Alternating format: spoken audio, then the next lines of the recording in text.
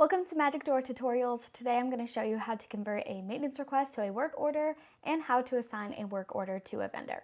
Now keep in mind that our maintenance is powered by AI.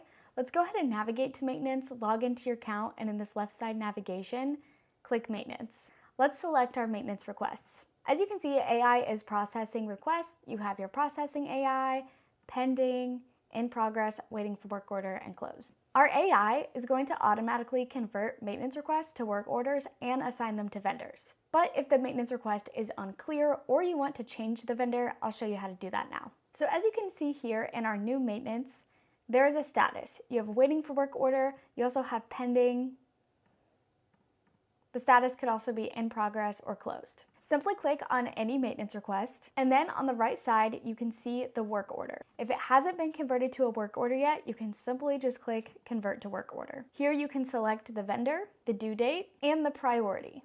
Press OK. And now this maintenance request has been converted to a work order and you were brought to the actual work order.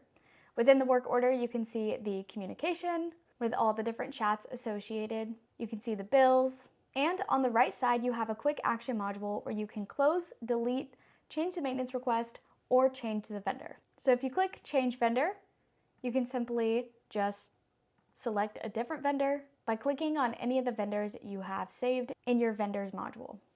If a maintenance request was already converted to a work order, simply click on the maintenance request, click on work order, and this will bring you directly to the work order associated with the request, and you can simply navigate to that quick action change vendor button.